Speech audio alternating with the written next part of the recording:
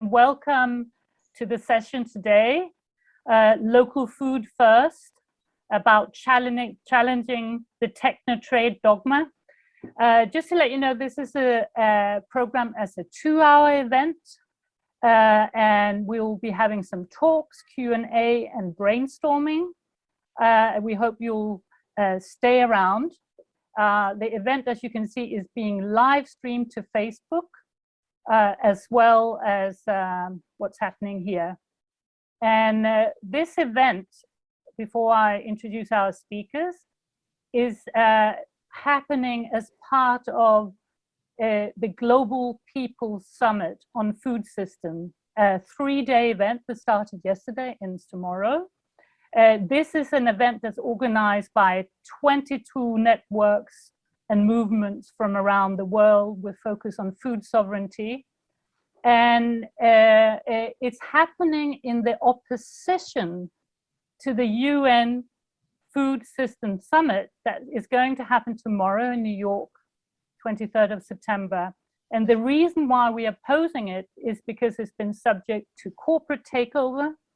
For all the past years, this summit has been organized by the FAO, mandated by members of the UN to do so. This year is organized together with the World Economic Forum, which is a private entity representing corporate interests. Welcome to Azra. She doesn't have much time because you're on to another thing afterwards, right? And Azra is a renowned political activist from Pakistan, and she's the head of Roots for Equity, that works with small farmers, landless peasants, women, and youth. And you can see that they have already, you started yesterday with the Global People Summit. We saw you yesterday at the plenary and the farmers that were with you. And we hope you can come and share a little bit about, particularly about the free trade treaties and how it's affecting our food systems everywhere and our rights to food sovereignty. So over to you. Thank you so much. So let me start with, 1995.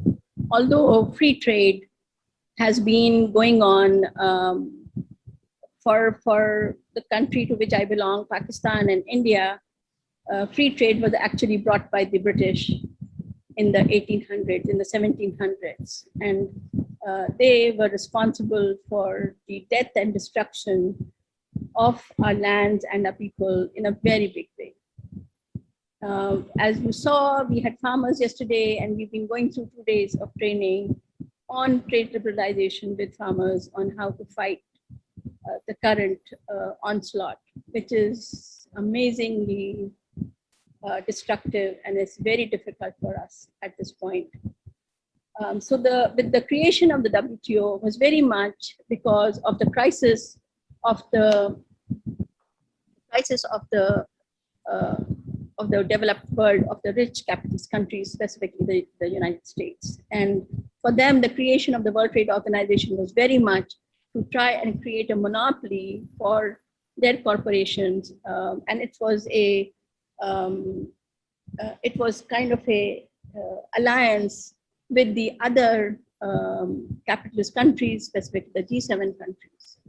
And if you know the agreements within the WTO, especially the agreement on agriculture, if you know the agreement on TRIPS specifically, the trade-related aspects of intellectual property rights, the SPS, which is the sanitary and phytosanitary mechanisms, and TBT, technical barriers to trade, these together are like a stranglehold on the lives and livelihoods of small farmers in Pakistan, in South Asia, in Africa, in Latin America, all over the world. Even the small farmers of the developed countries are not able to survive because of the kind of conditions that are created for the corporations. Since I don't know how much time I have, I will try just use a very current issue that is extremely difficult for our women farmers, for landless women farmers in my country. Azra, sorry to interrupt. Can you move your screen down a little bit so we can see your whole face? Oh yeah, much, little more. Like that, much better. Okay, thank Yeah, you. it's really important to see you. Thank you. Okay. Yeah. So in my country, 65% of the land is with only 5% of families. This was the kind of land distribution that the British created when they were leaving this part of the world, or even before that, so that they could create a very big feudal culture, people who could control the land and the workers, and stop resistance, immediately stop resistance. So today, 65% almost of the land is only with 5% of families, and a very large part of the people who farm are landless. Now, a critical part of our economy, of our agriculture economy, is that even if you're landless, people will breed animals, will breed livestock, and especially for women, they will breed goats and cows and buffaloes. These are the three. Buffaloes and cows are more expensive, but goats are very, very easy to keep. This is the genetic material, which is equivalent to the genetic material of seeds. And I think it's very well known now how the genetic material of seeds has already been captured by big corporations. And they have introduced genetically engineered seeds especially in cotton, now also in maize, the big grains which are of critical importance to agriculture in the modern agriculture. And so when women have no land, and they will keep livestock, they don't have enough space to grow fodder. And what has the SPS and TBT agreements done to the lives of women is that there are regulations within SPS and TBT which controls all food products which are obtained from plants and animals. And so in the context of India, Pakistan specifically, milk is a very, very valuable resource, not in terms of commodity, but in terms of nutrition. And in terms of the kind of nutrition which milk gives to families, both India, Pakistan, we are milk drinkers. In our villages at night, they will not cook anything, they will only have milk. And women, if they can really afford to, they would collect the milk and make butter out of it and cream. Lassi, something which we drink a lot because it is very hot and lassi cools us down. So these are integral parts of our climate and how we survive this very hot season. Now, what the TBT and SPS has done is that they have asked the Codex Alimentarius, which is a body within the FAO and WHO, they have said that you have to have very high standards on trade in these products. And we were just talking just 2 minutes before this session that who trades milk? Who trades wheat? We don't trade that. We just produce and we consume. Right there, we pick the vegetables from our gardens and eat it in that day or at the most in the next couple of days. So who trades? We all know that these really humongous corporations trade. And a gentleman was just telling us, you know what they have? They have huge chillers. And from every farmer, they will dump milk into that chiller.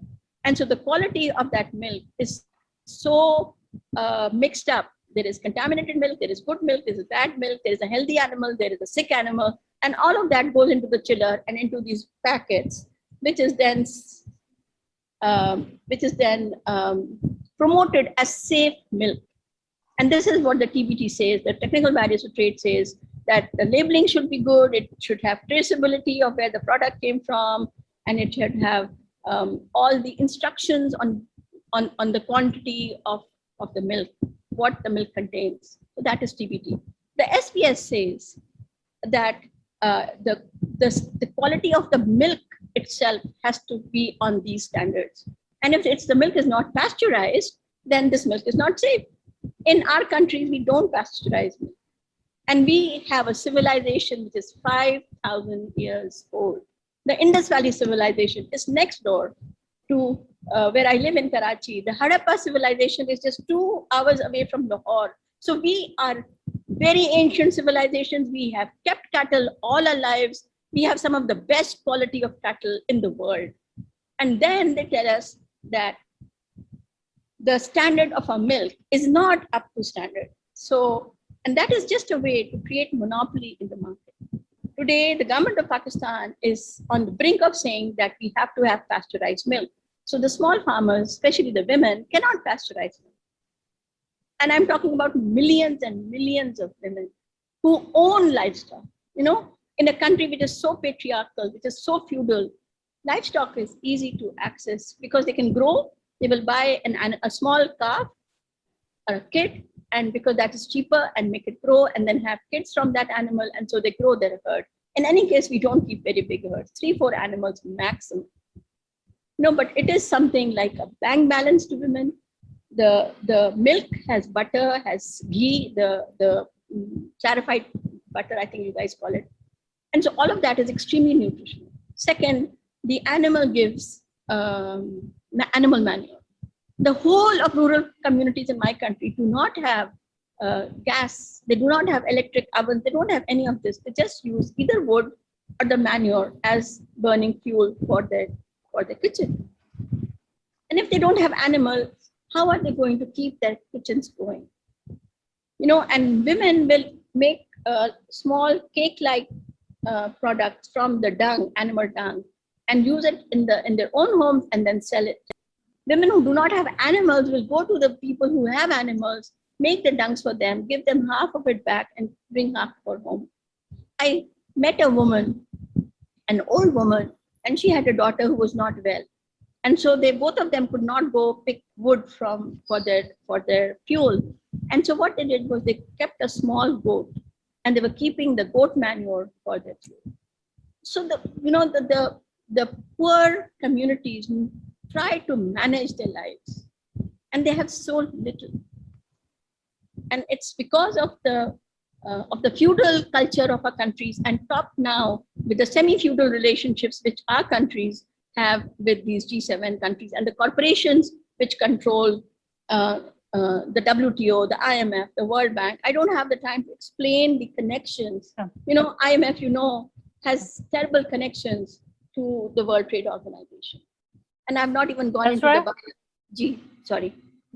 No, I just want to, if you could say, I know you are in a real hurry, and no, go ahead. I'm not in a hurry. Yeah. Could you just say a little bit about what you mentioned in a previous session about the need to join forces to address the whole free trade dogma as a whole, rather than a treaty by treaty opposition? Thank you. Exactly.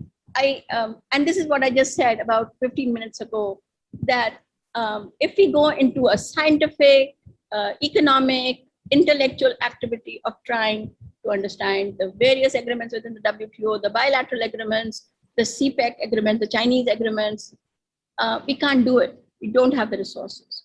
The only way, and there is no need, you can't keep on studying the same science over and over, the science of oppression, the science of exploitation. We don't need to study it anymore. We understand where the root of oppression is. In context to third world countries, we believe the front forces are the workers and the farmers. They make up 80% of our populations. And we believe that these forces, the organized forces of the peasants and of the workers, will and certainly change this balance of power at the moment. We believe that it is now neither a North fight nor a South fight. It is a fight of the people against the corporations. And the people of the North and the people of the South really need to come together. You know, COVID-19 has given us one thing. It has taken a lot. It has given us mechanisms to unite. A year ago, I did not even know how to use any of this. And now, you know, I can do it on my phone. I can do it everywhere. All of us can do it as a unity. The people from the rural areas can unite with us in the urban areas and with you in the international arenas. And this is what we really need to do. We need to bridge that gap. We need to find out what are the mechanisms one thing which I would say though, is that the understanding of the literate people, of the educated people, of urban societies, their understanding of what the oppressed are going through is very minimal. And I think that is such a barrier, because women in my country will also say, these educated women will say, we should give 1 acre of land to women. And I find that so simplistic. And I find that it's extremely deterrent to fighting a real fight. So to me, I think the unity is, number one, trying to understand in detail the lives of the producers, whether it is the fisher folk, whether it is livestock custodians, whether it is farmers, or anybody who produces, who actually is not making a living out of it. There is a big gap between the urban and the rural. There is a big gap between the educated and the uneducated. And for us to fight as a unity, that gap needs to be minimized and taken away. We have to come down to the level of the most oppressed and start our fights from there. That even though I totally 100% believe in the unity of the people, I believe that there are groups of us who are all fighting corporations. There are different income levels, different professionals who have a very different understanding of what the problem is. And that is where the unity has to come.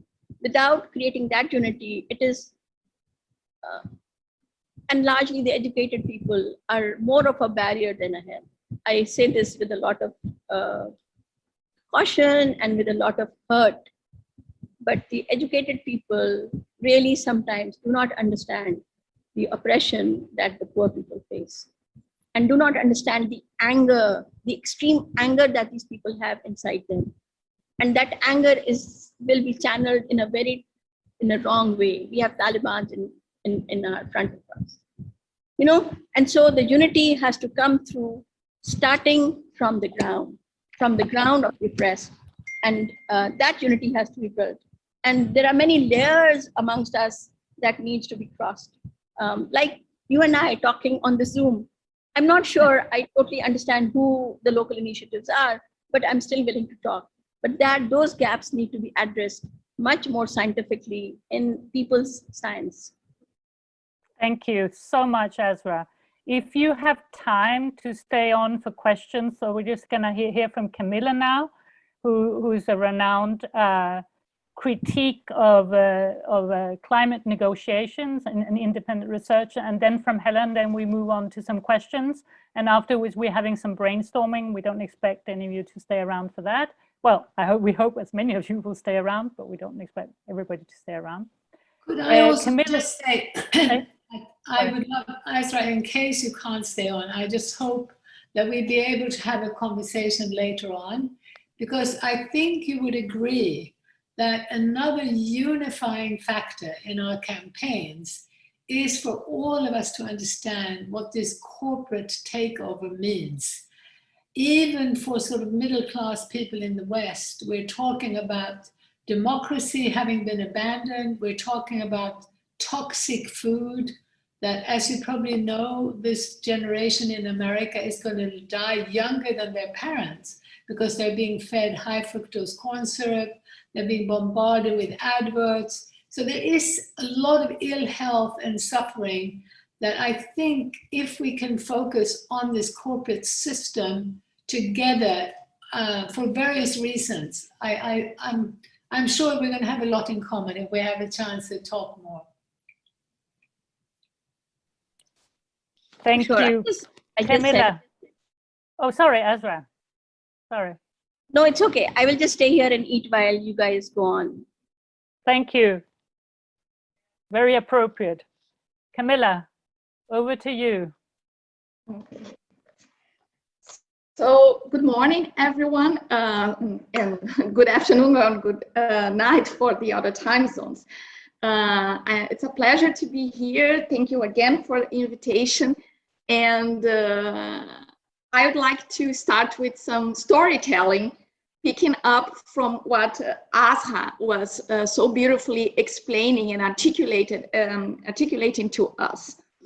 She referred to Pakistani women that in a patriarchal country own cattle, and this cattle is so important. And then she described it to allow sovereignty for them, autonomy for them, because they use the manure from the cattle to cook. Out of this cooking, they produce food that they can sell in the market and they can exchange. And she explained it systemically, how people and ecosystems, how nature and humans are in a social relation, as we have in rural communities, unified. So I've been following the climate negotiations now since 2008, so it's going to be 13 years, if I'm not mistaken, with this COP. And at some point in the middle of the process of negotiating this road towards a Paris Agreement that was signed in 2015, we had this interim moment between the end of the Kyoto protocol, the time-bounded that was the Kyoto Protocol, and the transition to a new phase of the regime, which we now know dominates everything and puts together developing countries. And in this interim moment of climate negotiations, it's quite absurd for people that are not inside.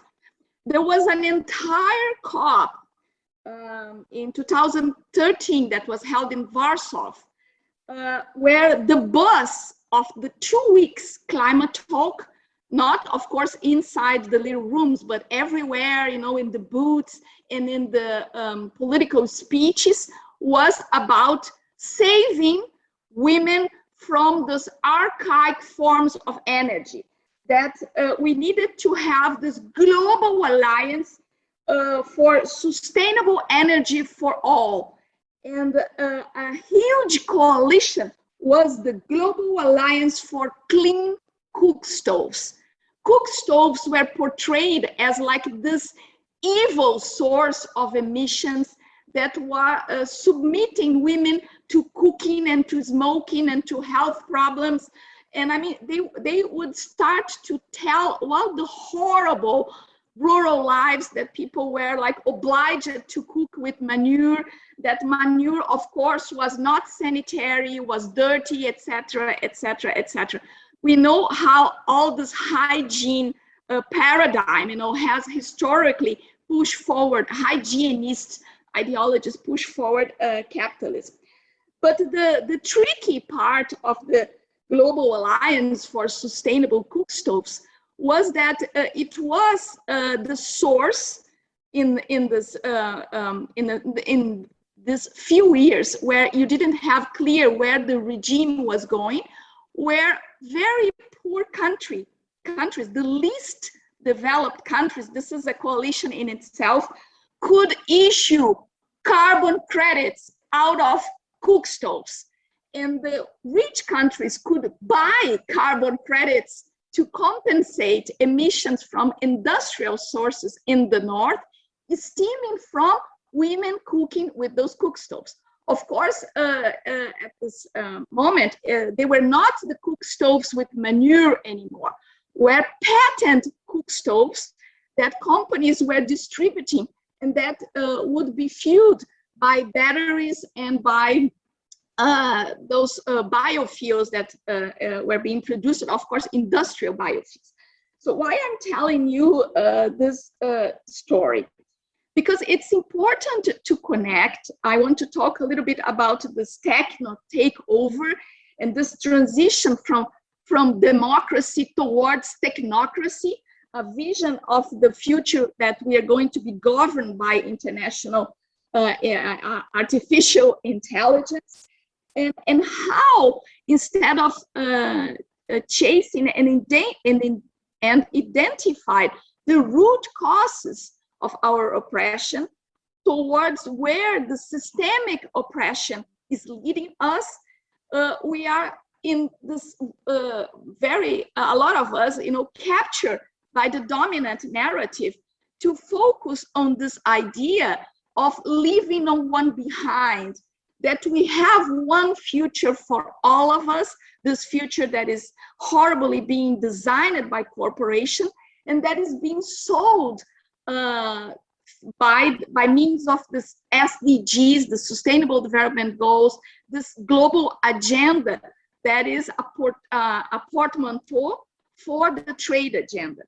So my point, I like it very much, the historical timeline that Azra brought to us, connecting us to the WTO, to the 1990s, when I think people had more clear vision where the power really comes from, to jump to 2021, where we are, and this critical juncture of history. You know, we are living still through the times of COVID and this global readjustment, or let me say, forced evolution, together with some controlled demolition of the dismantling of our local economies. And this is not to deny the pandemic and the people that have died and are, you know, really struggling to survive in this means, but to try to step back and to look as how the COVID conveniently suits this wider agenda. This agenda of global environmental governance, may I say, that is increasingly fusion with the digital transformation. I think it's important to look how, for instance, the European Union bloc is calling their Green Deal. They refer constantly that is a twin transformation. It's digital and green. So the whole process of decarbonizing the economy can only be brought about, can only be produced by means of this entirely digital transformation of the world. This goes together with understanding that we are living through a shift of historical paradigm, the so-called fourth industrial revolution, that the over-dominant infrastructure that connects everything is the implementation of 5G. And a lot of people are saying fast forwarding to 6G by the end of this decade, that envisions a fully globalized world connected by the Internet of Things, ruled by smart contracts, blockchain trustability, enhanced reality, augmented reality, all new kinds, all new ways mediated by this super high-tech technology through which we are going to live as a society. I've been a very strong critic of this process, because this is being ruled by unelected people that have never proposed wide in the open, where do they see us going as humanity? What is the vision? What is the clear vision that they have for the future of society?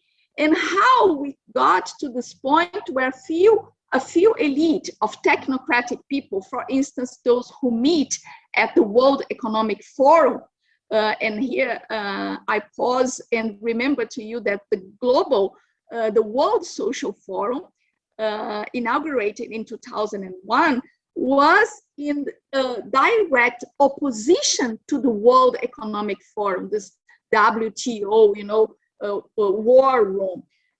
And maybe we have forgotten about that, because a lot of people in social movements today see that it's important to be a part of the World Economic Forum, to shake hands with this class of people that rule, you know, transnational governance, transnational interest, profit, and this standardization, this pasteurization of the world that Azra was so beautifully comparing with the process of the milk. Indeed, you know, this unifying vision for the future of commodities and trade, it's key to understand, you know, wider dynamics that the COVID is helping to implement and to legitimize so pacifically, because we see almost no opposition, or at least a very few connection with what is this biosecurity state that we are walking towards. What does it mean for this, for us who are living in Europe or had to travel, to present sanitary passes, to be scanned, to have barcodes, to be tested all the time, like collecting your genetic material, to a series of profiling, DNA profiling of people. So I think it's a big challenge for us to build a unified movement. I must say a movement that is committed to the human race against this non-human artificial intelligence future that is being sold to us, to step back, to be ready to challenge some deep-seated assumptions that we are really discussing the governance of climate, or that climate, this above all, is the thing that needs to be saved, instead of actually looking and fighting down to the earth, understanding that without land, there is no future.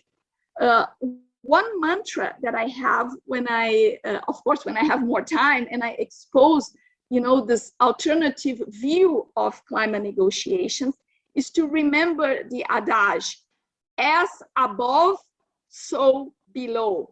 So all the time that people are discussing how to capture carbon, how to avoid emissions, how to go to net zero, how to do negative emissions technology, etc., etc.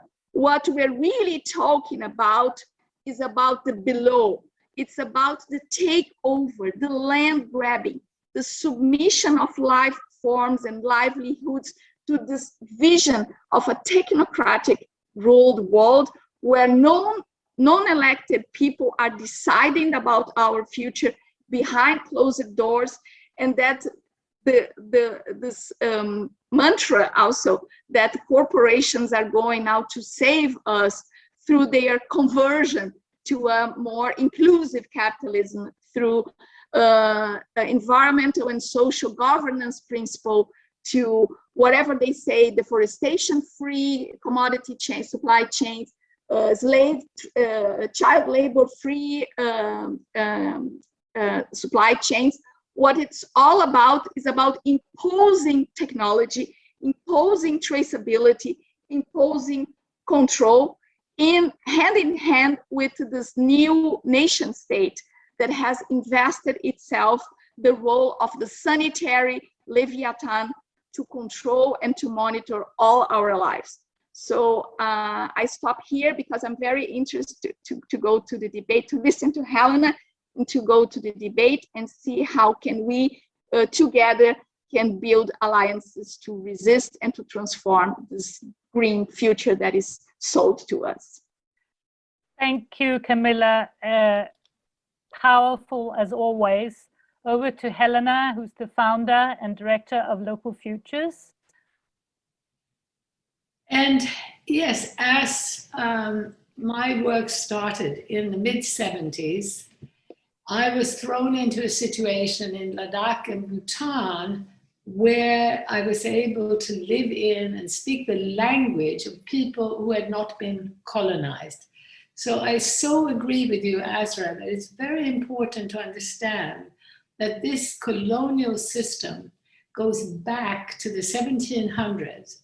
And I really have tried to raise awareness about the fact that there's been a continuous path where people have been forced off the land in order to be enslaved to the needs of global traders.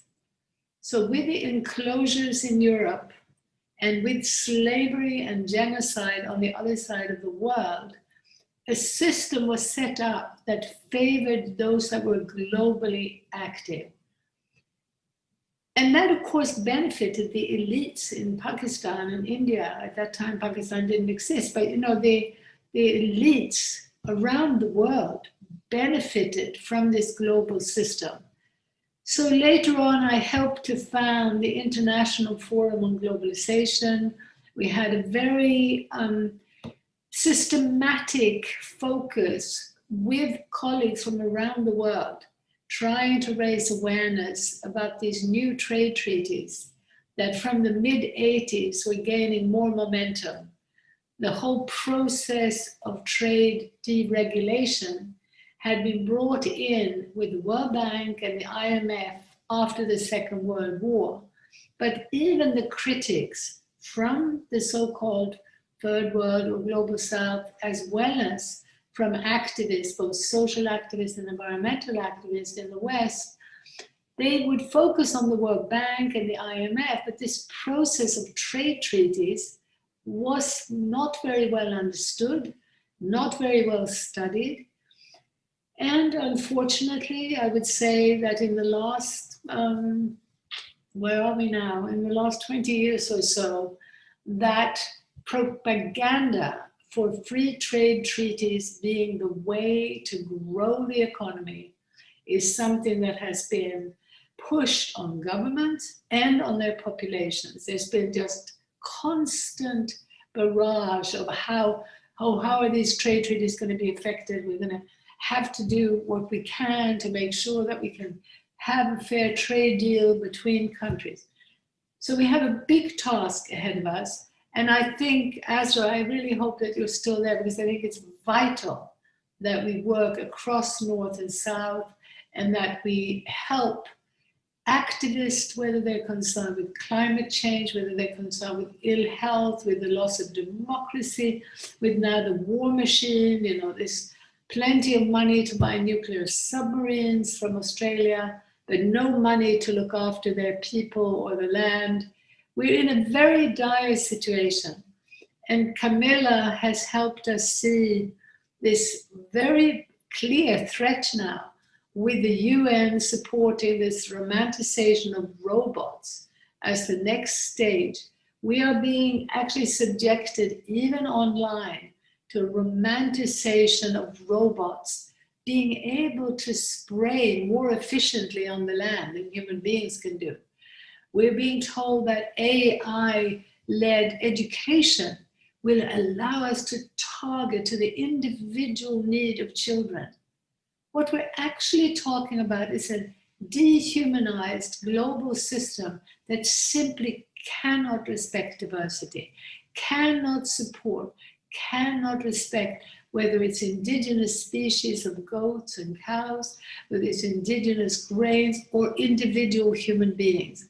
We're talking about a very frightening leap into a massive scaling up and speeding up of corporate control. It's the corporate structure we need to focus on. There may be many other things we need to look at as well, but the driving mechanism that is taking the world in a disastrously wrong direction is the deregulation of global banks and the financial casino, global corporations. This is how the Bill Gates of the world and a few billionaires end up owning more than virtually half the human population. It's the structures of deregulation that give that freedom to the global players. Now, at local futures, the reason we've been on and on about localizing is we see it as an opportunity for people right now to wake up to the absolute need of shortening the distances between production and consumption to create structures that will encourage and support diversity on the land, diversification, which means greater self-reliance, whether in Vermont or in UP or in Sweden, all around the world. The shortening of the distances to establish localized systems is essential for greater self-reliance, for greater empowerment, and for reducing the gap between rich and poor. So I hope that many of you will want to join a campaign that demonstrates that we not only need to critique the systematic corporatization or globalization of our economies, of our cultures, of our identities, of our spiritual well-being, but we simultaneously need to encourage the localization, the revitalization of the community fabric, the revitalization of that deeper connection to your place on the planet, the respect for local knowledge systems, the respect for non-commercial, deep knowledge systems, which the global South still have a wealth of. In most of the industrialized world, we've been removed from that knowledge, we've been removed from those skills, we are very vulnerable, and we are more easily manipulated in many ways by this global system. And as Camila is saying, the language in this system now, renewable energy, biodiversity, inclusiveness, justice, all the language sounds wonderful. But we have to see through that language to look at the actual structural supports. Are we going to be supporting global corporations, or are we going to be supporting communities worldwide to have greater self-respect, greater self-reliance, greater control over their lives? Are we going to reduce the dependence on trade so that it becomes a meaningful exchange where goods cannot be produced, cannot be manufactured, they can perhaps be produced somewhere else in the world, but only through international collaboration will we have the accountability and the visibility of these structures to ensure that we're talking about genuine equity, genuine sustainability. We're talking about great complexity, and people can shy away from even thinking about the global economy. It can sound too big, too difficult. What we feel so empowered by is the knowledge that almost all the crises we face are linked to that economic, systemic handover of democracy, handover of science, science in the name of profit, handover of our skills, of our hearts, our identities, bringing that back to genuine people power, bringing it back to the deep ecological, place-based realities of places around the world. That's what we are about in Local Futures, and we're very honored to be working with GPS and hope to continue this collaboration. So thank you so much, both Azra and Camila. And we need to speed up, I think, our communication. That's correct. And speed up our efforts to collaborate in a more sustained way. Thank you. Thank you, Helena. We will open up for questions now. You can either write them or you can unmute your mic and present them here. We'll ask you to be brief when you present your questions so that we have room for more.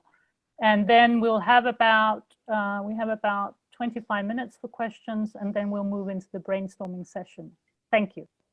And I'd add, if you do want to ask your question on camera or through your own voice, raise your hand. So one of the buttons down here, you can raise your hand so we know to unmute you, we know to turn on your camera.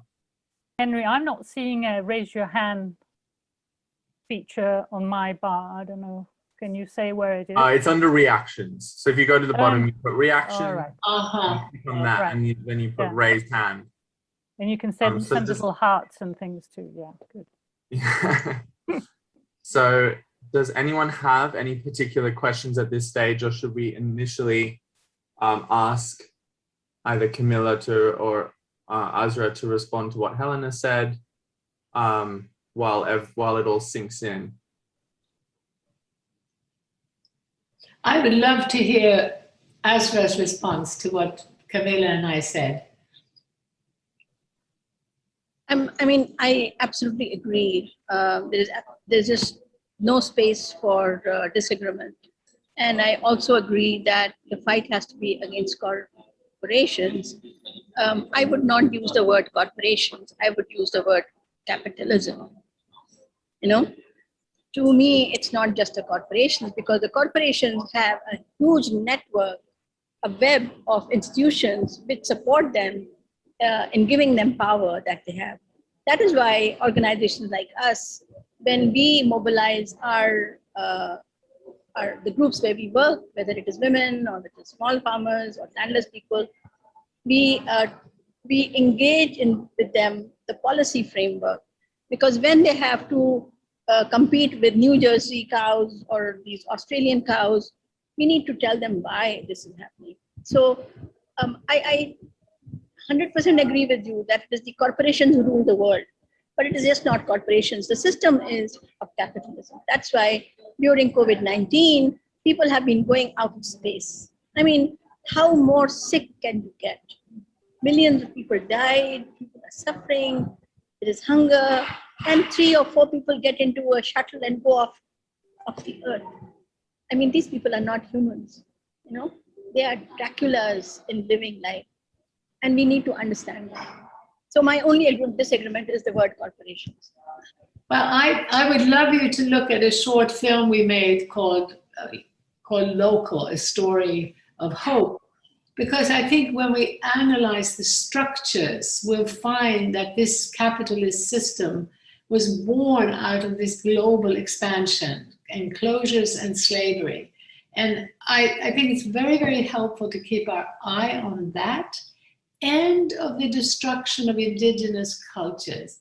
So one of my hesitations in talking about capitalism is that there have been many critics of capitalism that from my point of view had not had enough deep respect for local knowledge systems and their ecological consequences. So the deep ecological wisdom that would lead to a deep respect for local knowledge has not been a part of the critique of capitalism.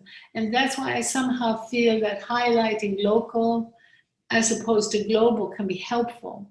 And there's been another problem on the left that has been critical of capitalism, and that is that because they've so firmly believed in international collaboration and international solidarity, from my point of view, they got confused and often manipulated into not critiquing the international collaboration between corporations and banks. And therefore, they didn't pay enough attention to that globalizing process.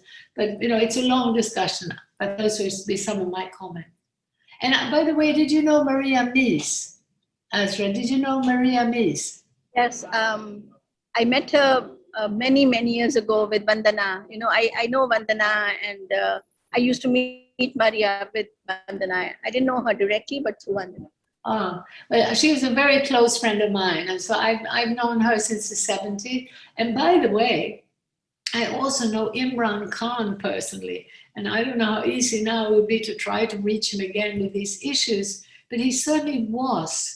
When he was in England and he first decided to go back to Pakistan, he was quite aware of these issues. I don't know what's happened now, but it's another story, I suppose. You can keep it for another time. Yes. Oh, Camila, did you want to say something? Yes. I want to say something that I agree with Azra that we can not only speak about corporations. I think capitalism, although the left has today, in my opinion, a very shallow, naive, and misdirected understanding of what capitalism is all about, I think we should not underestimate and go back to the first people that actually tried to get this big understanding of what this new system of organizing social relations and production was about. for instance, there is the corporations of the corporate form, there is the whole financialization process that is very important also to understand, but it's based on the spiritual subject of capitalism that has been scrutinized as how you embody this form, this fetishized form of relating to the world. You alienate. The process of capitalism is of the alienation of your autonomy, of your consciousness, and there is this unsurmountable individual instance where people become complices, they become part of the systems, they feed the system with a capitalist mentality.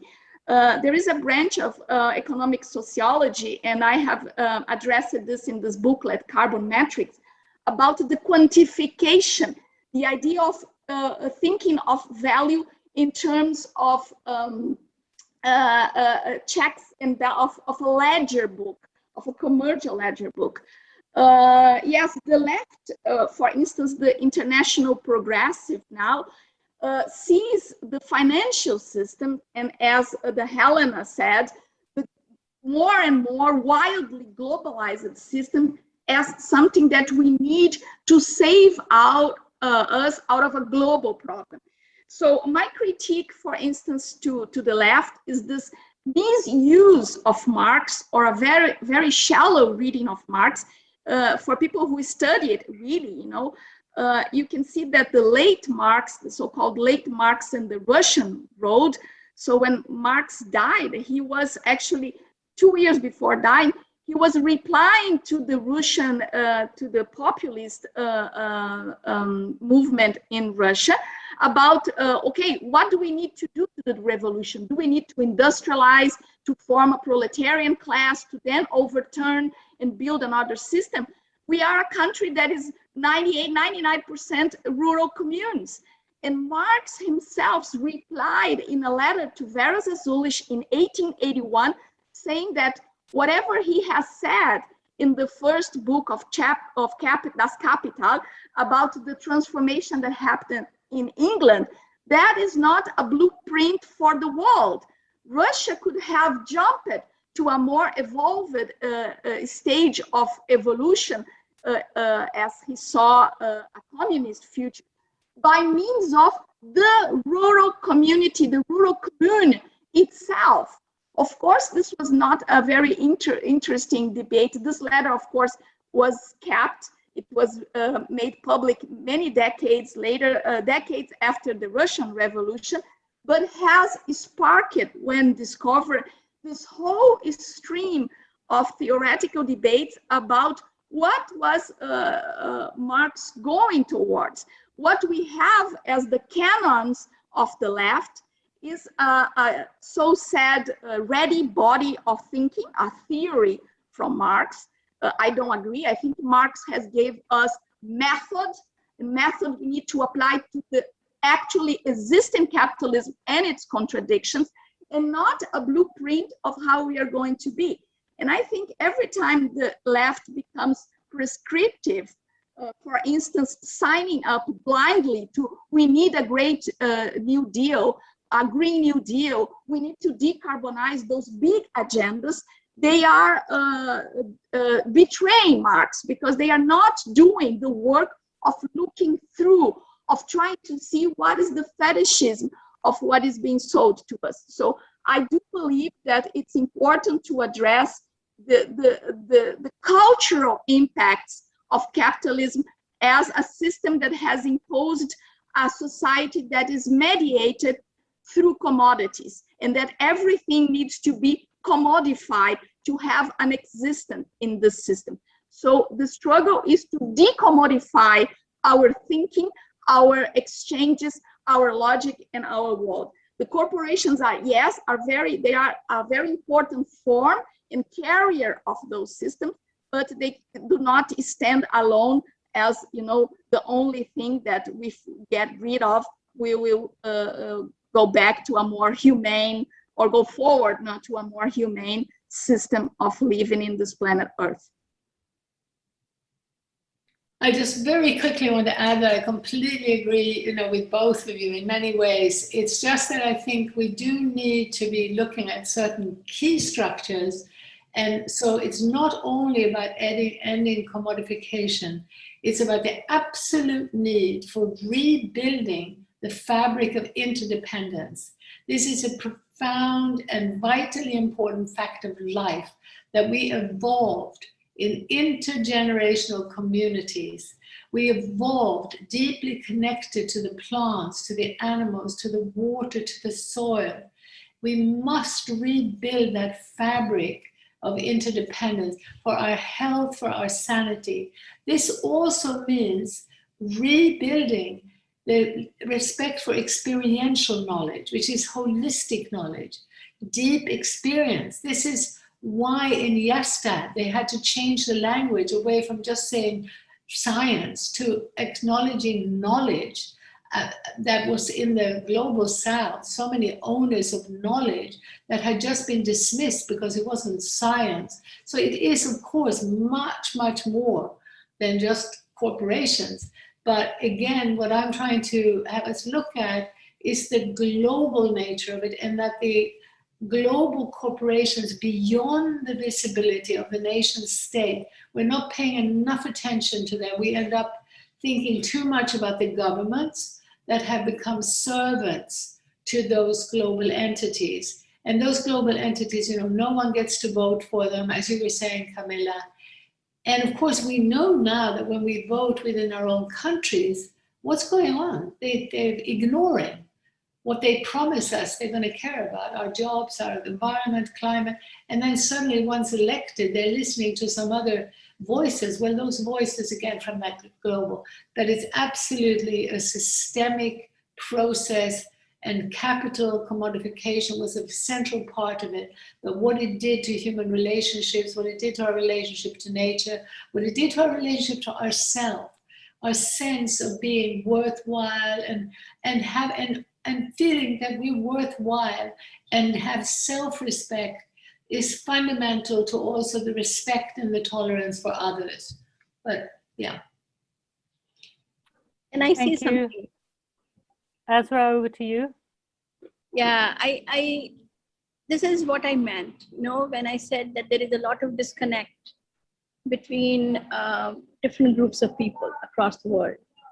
And this will really need some, not a half hour or 1 hour Zoom, it will really need a lot more of discussion. What we believe, at least in the movements where we are very active in Pakistan and everywhere, is that it is the masses, which in your terms are the local people, are the local communities. They are the forefront of the fight. And I do not believe that this will be a bloodless fight, no matter what any of us think. Because the powerful in our countries use weapons to discredit our movements, our calls, our demands. Every time we raise something which is very, very critical to our survival on this planet, they call us a criminal. We can be called a terrorist, we could be called somebody who has occupied land, we could be called anything, we could be called a robber, and we are shot and we are killed. So our reality of, when you talk about the local communities, our reality of local communities is very different from what you're saying. The local communities have no space left to use the indigenous knowledge that they have, the very ingrained, extremely powerful knowledge that they have, which can save the world. Yes, I believe that. Yeah. But it's not there anymore to practice, because they have, everything has been taken away from them by a gun, by the use of force. Yeah. And we will have to answer in the same way. There is no other choice. We don't want bloodshed. We don't want our children to be killed. We don't want ourselves to be killed. But we have no choice. I think that is the difference between the North and the South. We have no choice. Well, I would say that within the Western world, there is still this semblance of democracy and the belief that there is a democratic process, So we are very much trying to raise awareness to those groups of people to say we have very little time left, because the brutal force of this system is making itself more and more visible. But while there is space, let's speak out, let's gather, and let's link up with those groups in the Global South. I am very much wedded to encouraging non-violent approaches. I believe that our greatest power will be the common sense, the bigger picture, because we're talking about life on Earth. We're not talking about going rapidly to a planet that no one can inhabit. And what happens to the farmers of the world, what happens to the food of the world, is what happens to the health of our bodies, of our spirits, of the water, of the soil. It's the fundamental issue. And I think, yeah, I mean, I can understand why you feel you have no choice, but I fear that where the guns are, where the power is, where that military force is exactly in that corporate global structure, and that we simply would not have a chance of winning if we resort to the guns. We are the majority. We are so many. Why on earth are we allowing this tiny minority with fake money? They have completely fake money. It's not real wealth. Why are we giving them so much power? So that sort of would be my argument, is that we unwittingly are handing over power, and that needs to stop as soon as possible. And this is also why we are shifting in to talking about campaigning around these issues, because it's very, very difficult to get people to look at and oppose the mechanisms that are behind this very insidious global casino economy, which is, you know, clearly neo-colonialism, oppressing the majority of people, undermining our food system, you know, eliminating our farm and so forth. No, but how do we do that? How do we make these invisible mechanisms known to people so that they know what to oppose, so they know what to change? And I don't know, we're going to shift into that conversation now with the participants that want to stay with us. I don't want to know if any of you three, Helena, Camila, or Azra, want to say something about that, how we make that visible before I know you all have to leave. So, or if you don't, please stay on. I really need to leave now. What did you say? What do we need to make visible? The hidden mechanisms that enable this system, you know, which are, you know, the so-called free trade treaties, for example, the subsidies to the big and the global that at the same time undermine the tax exemptions, the, you know, all these political structures that are man-made, they can be remade, and they're what's enabling this continuous growth of this global juggernaut, no? But we are not seeing it, so a lot of people are, you could say, opposing the wrong things, proposing the wrong things, or at least things that are very ineffective and end up as downstream solutions that won't take us very far. And at the same time, they also, you know, one of the key mechanisms is the regulations and the laws. So the regulations worldwide are strangling the small and the local, even the national players, while the global players are telling governments what to do. Governments are being told, if you don't give us freedom to extract more money out of your land, out of your people, we will sue you in these kangaroo courts. So we're having, you know, it is very important that we expose that. I would so love to stay with all of you and have a discussion about what this incredibly important deadline, you know, to do. So I must go, but thank you all so much. Thank you, Helena. Thank you, Azra has left us. On to the next thing. Camila. Yes, I'm sorry, I also have to leave because I'm rushing around too. Yeah. But I just wanted to say that one of the hidden or the political infrastructures that were man-made and that we should challenge are always our mental infrastructures. the basic categories through which we think the world, but we do not think about them. And my mega example always are the carbon metrics. How we have accepted to reduce the complexity of climate change and the ecological challenge to one universal metric, to one unit of conversion that can explain everything, that can have a global price, and that speaks the language of the corporations. Just to remind you that the metric system, where, by the way, the carbon metric relies upon, because we sell metric tons of carbon, of CO2 in the market, it was an invention to facilitate global trade. People always have made trade and have their own systems of weights and measures to find equity in the exchange and barter they made.